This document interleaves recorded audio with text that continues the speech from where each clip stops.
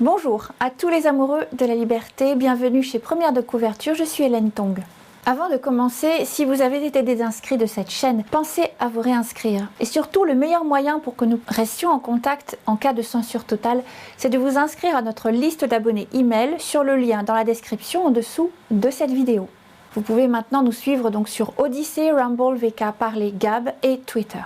Twitter a interdit définitivement les comptes du président Trump et de certains de ses solides partisans. Un réseau de médias sociaux alternatifs, Parler, a été retiré de la boutique Google Play Store parce qu'il défend fermement la liberté d'expression. Apple a également décidé de le retirer de l'Apple Store puisque Parler ne mène pas les mêmes politiques de censure qu'eux. Cependant, la crise engendre des opportunités. Le président Trump a annoncé qu'il allait construire sa propre plateforme. Parler a été téléchargé environ 1,5 million de fois ce samedi 9 janvier, alors que l'action de Twitter cotée à la bourse de Francfort est déjà en forte baisse ce 11 janvier. Selon Business Insider, la valeur de Twitter a perdu 5 milliards sur le marché. Twitter a annoncé vendredi 8 janvier qu'il suspendait définitivement le compte du président Trump. Facebook a également interdit le compte du président jusqu'au 20 janvier. Ces mesures des GAFAM, comme on les appelle, ont été fortement critiquées. L'ancienne ambassadrice des Nations Unies, par exemple, Nikki Haley, a tweeté le 8 janvier. Je cite, « Faire taire les gens sans parler du président des États-Unis, c'est ce qui se passe en Chine, pas dans notre pays. » Fin de citation.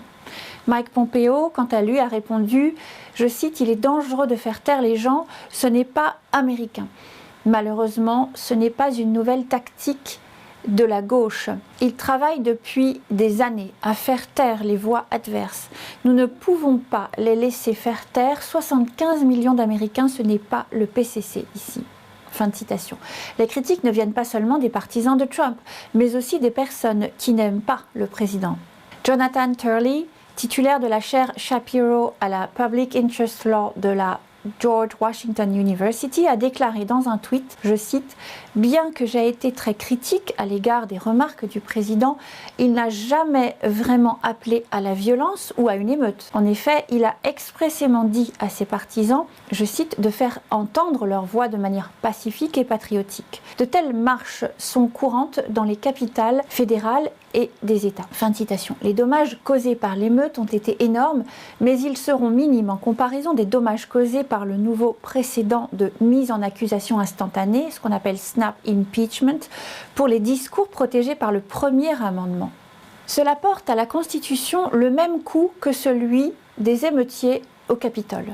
Twitter a également interdit une quantité d'autres personnes, notamment l'avocate Sidney Powell et l'ancien conseiller à la sécurité nationale de Trump, Michael Flynn. Le membre du Congrès, Lance Gooden, a déclaré qu'il était en train de rédiger un projet de loi qui modifie la loi sur les droits civils pour empêcher toute discrimination sur la base de l'affiliation politique. Dans son tweet, il a écrit, je cite, « Les plateformes publiques telles que Twitter et Facebook ne devraient pas être autorisées à discriminer les individus sur la base de leurs convictions politiques. Assez, c'est assez », a-t-il conclu.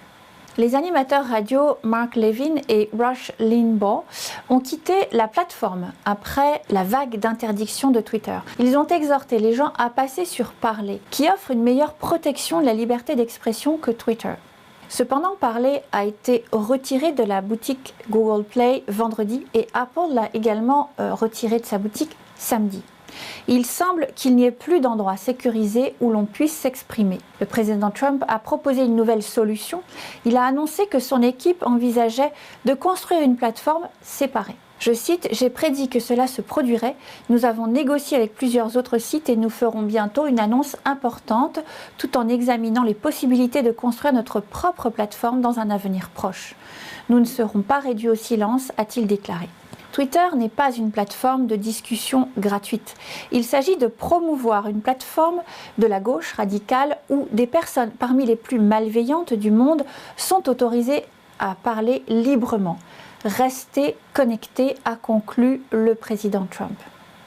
Après que Google et Apple aient suspendu Parler de son Play Store et de son App Store, le PDG de Parler, John Matz, a déclaré, je cite, « Nous ne céderons pas aux entreprises à motivation politique et aux autorités qui détestent la liberté d'expression. L'application Parler a été accusée d'être utilisée pour planifier, coordonner et faciliter les attaques contre le Capitole américain le 6 janvier. M. Matz a déclaré que Parler n'avait aucun moyen d'organiser quoi que ce soit et a souligné que des groupes et des événements sur Facebook avaient été utilisés pour organiser des actions. Il a poursuivi en disant « Apparemment, ils savent ce qui est le mieux pour vous en vous disant quelles applications vous pouvez et ne pouvez pas utiliser. » Tôt, jeudi, en réponse à la fille du président, Tiffany Trump, M. Matz a fait ce commentaire. Je cite « Vous ne le trouverez pas sur les Twitter avec tous ces cervelles de moineaux qui sont aux commandes », a répondu Matz à la fille du président dans un commentaire, ajoutant « Ils ne sont plus une plateforme mais un éditeur ». Ils ne veulent pas de liberté d'expression et, comme sous-produit, ils ne doivent pas aimer la démocratie. Nous devons nous libérer de leur manipulation et de leurs tactiques dystopiques de contrôle. Fin de citation. Parler s'est hissé au premier rang des applications gratuites de l'App Store d'Apple samedi. On estime que les téléchargements dépasseront 1,5 million. Amazon retire Parler de son service d'hébergement web. PDG de Parler a déclaré, je cite, « Nous ferons de notre mieux pour passer à un nouveau fournisseur aussitôt que possible. » Il s'agit d'une attaque coordonnée des géants de la technologie pour tuer la concurrence sur leur marché. Nous avons eu trop de succès, trop rapidement. Vous pouvez vous attendre à ce que la guerre contre la concurrence et la liberté d'expression se poursuive, mais ne nous excluez pas. Fin de citation. Il estime que le site web sera hors service pendant une semaine. Déjà aujourd'hui, c'est le cas le 11 janvier, au moment où nous préparons cette vidéo. C'est le moment de nous quitter.